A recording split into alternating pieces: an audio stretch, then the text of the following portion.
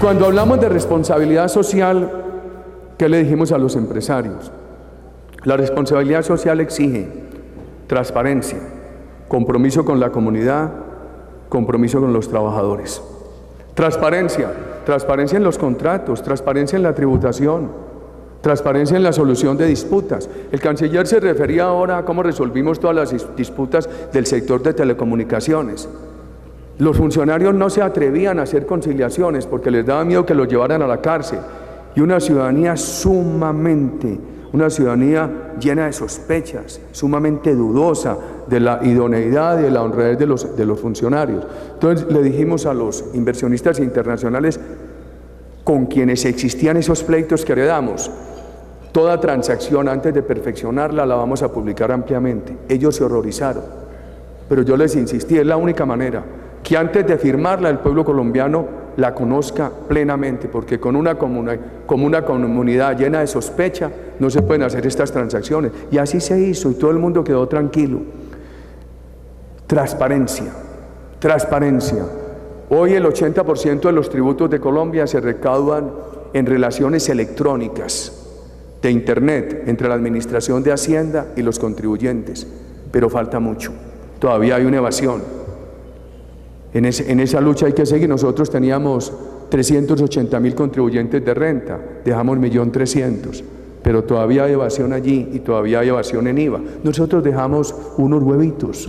Relaciones con la comunidad, relaciones con, por ejemplo, un país que empieza a tener un gran auge minero, petrolero, y que tenía grupos violentos, que todavía tiene, pues los grupos violentos por muchas razones, estimulan a las comunidades a una gran rebeldía con los inversionistas, y muchas veces protestas justas, protestas validadas por su justeza y estimuladas por grupos violentos. ¿Cuáles eran las recetas tradicionales? Mande el ejército, reprima a la comunidad, la rechazamos. La otra, produzca una norma expropiando esa empresa, la rechazamos. ¿Qué hicimos nosotros? Juntábamos en la plaza pública de esos lugares a la comunidad, a los representantes de las empresas, a los trabajadores y al gobierno. Personalmente presidía esas reuniones, extensas. Y lo primero era, no se admite violencia. Todo lo que ustedes quieran decir, los reclamos que quieran hacer, y no se admite violencia. Los empresarios no querían ir y la comunidad muy brava y los trabajadores. Pero todo tenía que terminar en acuerdos. Enseguida un acta de conclusiones y hágale seguimiento. Y yo creo que ayudamos a crear un buen ambiente. Le faltará, pero dimos los primeros pasos para un gran ambiente en esas zonas entre los inversionistas del sector de minas e hidrocarburos y las comunidades y los trabajadores. Superamos muchas dificultades. Ahora tenemos otra, por ejemplo, Colombia en las zonas de reserva no deja hacer minería, ni deja sacar petróleo, y eso está bien. Y en las zonas de las comunidades indígenas hay que hacer consultas con ellos, y de pronto se demoran mucho las consultas, y ahí tenemos una dificultad, o las actitudes no son muy evasivas y no se acude a las consultas. Ahí todavía hay dificultades, pero avanzamos en el entendimiento de comunidades, trabajadores y de empresas. En el tema laboral, la responsabilidad social, fundamentalmente fraternidad. Señores, aquí hoy fue muy grato en esa conversación con el Comité Social Político escuchar a los cooperativistas de Guatemala muy informados de lo que habíamos hecho en materia de cooperativismo. Entonces allá nos propusimos fraternidad en las relaciones laborales, ni capitalismo salvaje ni odio de clases. Estaba quebrada una empresa, la empresa siderúrgica colombiana, 7.000 jubilados, 3.000 trabajadores. Hicimos un acuerdo con los trabajadores impresionante, porque era un sindicato muy radical. Bueno, señores, ustedes van a ser los salvadores de esta empresa. Ustedes se comprometen a suspender sus prestaciones extralegales, pero van a ser propietarios de un porcentaje alto de esta empresa. Y llegaron a ser propietarios del 46%. Y se dio una gran transformación del viejo sindicalismo reivindicacionista y político a un nuevo sindicalismo de participación. Y después, cuando la empresa empezó a salir adelante, ellos mismos hicieron un acuerdo y se la vendieron a una multinacional brasilera enorme. Les dije, si van a hacer eso, depende de ustedes. No boten la platica, porque les va a caer mucha. Y no dejen dañar el ambiente de la empresa, y eso va bien. Yo mismo fui a decirles, como tienen tanta plata de esa venta, no se la van a gastar ahora en neveras, en tocadiscos, en carros, en motos. Traigan a comprar acciones de Ecopetrol. Y los que compraron acciones de Ecopetrol han multiplicado eso por 4. Una organización de trabajadores de participación. Sindicatos muy radicales en el sector. Hay centrales sindicales que no me quieren, muy radicales.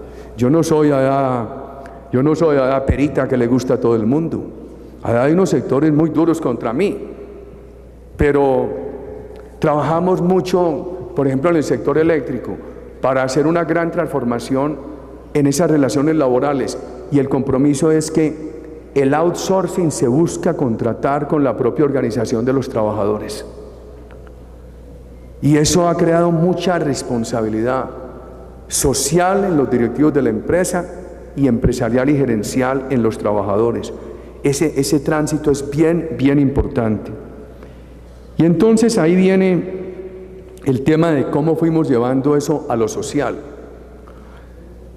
Por ejemplo, en educación, nosotros pudimos crear los primeros 600,000 cupos para educación de primera infancia de los sectores pobres, pero necesitan 2 millones de cupos. Los creamos. Segundo, en cobertura de educación básica, pasamos del 80% al 100%. Hoy un niño colombiano hasta 9º grado que no esté estudiando es porque no quiere. En educación media, hasta terminar el bachillerato pasamos del 57 al 80%. Graduábamos 300,000 bachilleres, este año se van a graduar cerca de 750,000. En educación universitaria pasamos de una cobertura del 22 al 36%. El país está en condiciones de llegar en los próximos años a una cobertura del 50%. Toda la educación universitaria colombiana es sin ánimo de lucro, sea universidad privada o sea universidad pública. Comprometimos mucho a las universidades públicas a venderle servicios a las comunidades.